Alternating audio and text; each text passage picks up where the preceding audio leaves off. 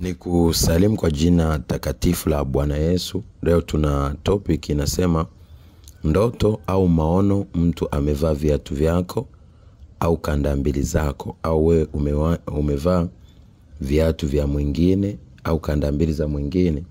Labda wewe ni mwanaume umevaa viatu vya mke wako, au wewe ni mwanamke umevaa viatu vya mume wako. Hii ina maana gani kiroho? Lakini pia ina maana gani kibiblia?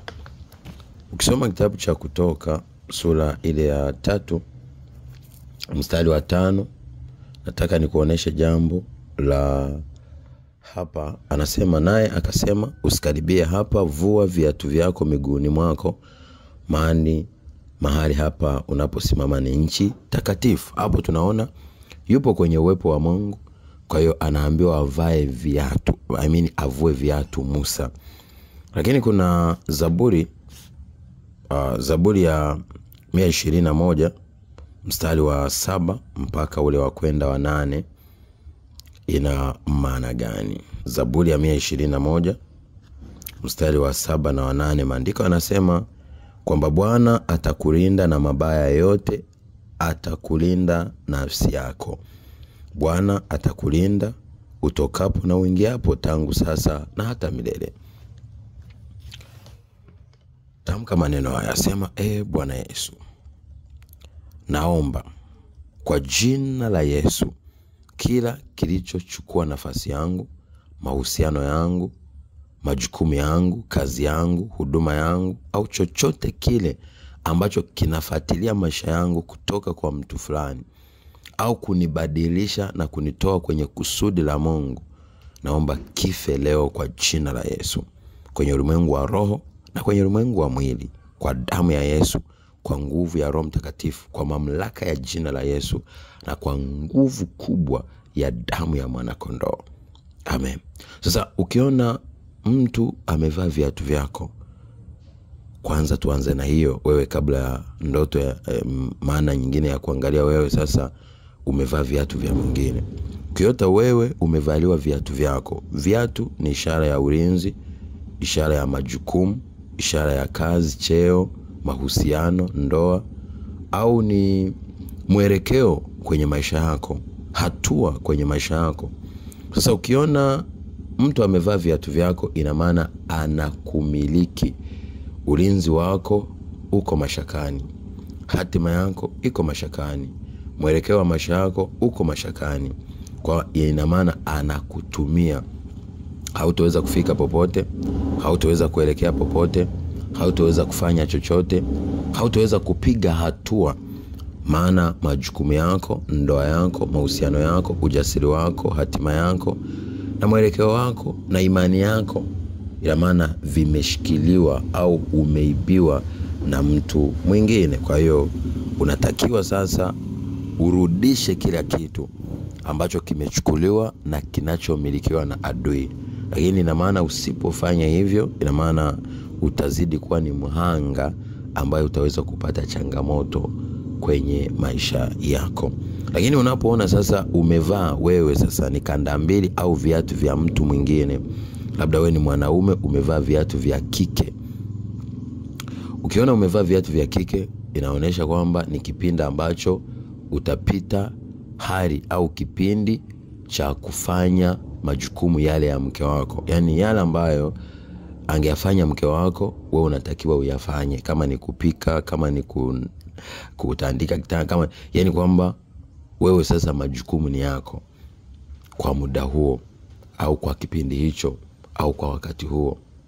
Lakini pia ni kipindi au ni kipengele kinachoonesha kwamba wewe unamilikiwa. Ina maana hatua zako zimeshikiliwa na mke wako au mume wako.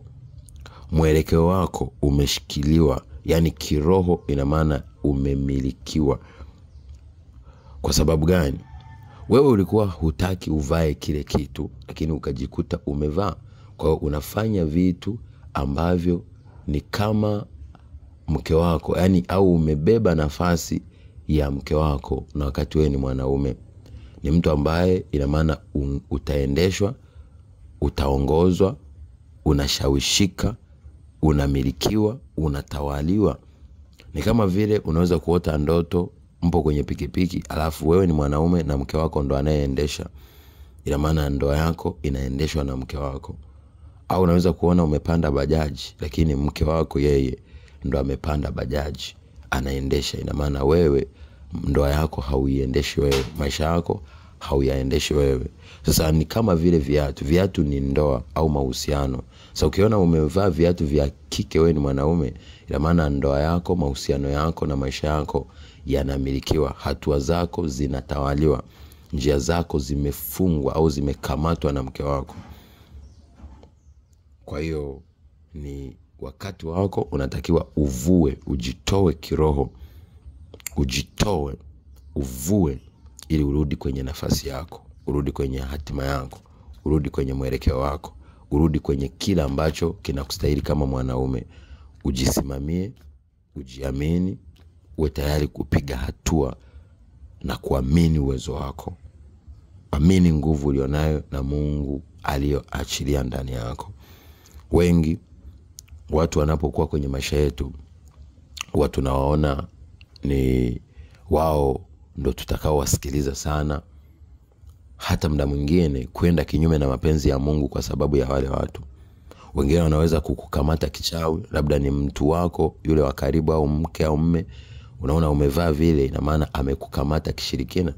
Wengine unaweza kujikuta wewe huna sauti, lakini kama ni mwanamke unavaa viatu vya kiume, ina maana utabeba majukumu ya mume wako. Lakini pia muda mwingine inaonesha wewe unataka kutawala kwenye ndoa, kwenye mahusiano, kwenye kazi, kwenye field yoyote, kitu ambacho huenda hakitokufikisha popote, hutofika popote. Na pia ukiona ni mwanaume umevaa viatu vya kike, usipojitambua ukarudi kwenye misingi, ina maana hautofika popote, utakosa mwelekeo. Lakini pia wewe kama ni mwanamke umevaa viatu vya kiume, usiporudi ukatii, ina maana hautofika popote. Kwa hiyo kwa nafasi yoyote kwenye maisha yako ya kiroho na kimwili, lazima ubebe nafasi yako. Kama ni mwanaume, vaa viatu vya wanaume. Kama ni mwanamke, vaa viatu vya kiume. Lakini ukiona mtu mwingine yeyote umevaa viatu vyake, inawezekana unajaribu kukopi maisha yake, unajaribu kuwa kama yeye, unajaribu kumuiga. Kama haufanyi ushirikina au haufanyi kitu cha kutaka kumkamata hatima, kama hujafanya hivyo na ukaona umevaa viatu, unaweza kuchukua nafasi pia ya mtu fulani, labda kama ni kiongozi mkubwa, yani kwa mema au kwa mabaya. Kama huyu mtu si mtu sahihi, ina maana unaenda kuiga au kuadapti au kuwa mbaya kama huyo. Kama ni mtu mzuri, nafasi, ana cheo, ana nguvu kiroho, wenda utabeba ile nafasi. Kama ni rais umevaa viatu vyake, usipokata tamaa unaweza kuja kuwa kiongozi mkubwa au rais.